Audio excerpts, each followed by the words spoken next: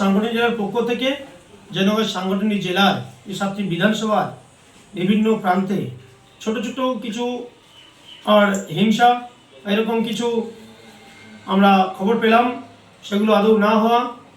কারণ ভারতীয় জনতা পার্টিকে মানুষ ভরসা করবে, ভারতীয় জনতা পার্টিকে মানুষ বিশ্বাস করবে।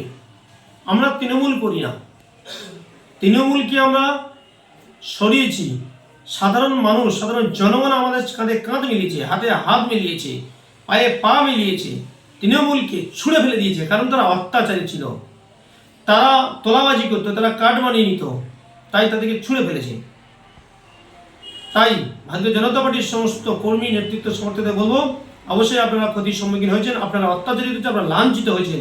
তার জন্য আমাদের সরকার গঠন হচ্ছে, আমাদের মুখ্যমন্ত্রী গঠন হবে, তার উপর পূর্ণ ভরসা রাখুন। যারাই অত্যাচার করেছে তাদের শাস্তি হবেই হবে, কোনো ছাড় নেই।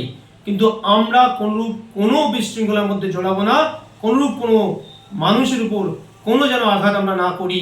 কারণ তাদের প্রতি ভরসা রাখতে হবে, তাদের ভরসা জোগাতে হবে।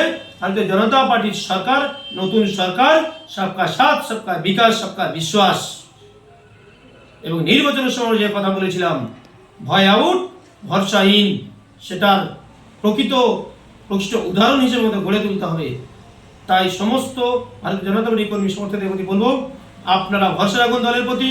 নতুন মুখ্যমন্ত্রী শপথ নেবে, সম্পূর্ণ বিশ্বাস ও ভরসা রাখুন। এমন কোনো কাজ করবেন না যাতে আপনারা কোনো সমস্যা তৈরি বা সমস্যার মধ্যে জড়িয়ে পড়েন এবং কোনো মানুষ ভয়ের মধ্যে তারা ঢুকে যায়। এটুকু আপনারা ভরসা রাখুন। নমস্কার। আরও একবার বলবো, বিশ্বাস রাখুন দলের প্রতি।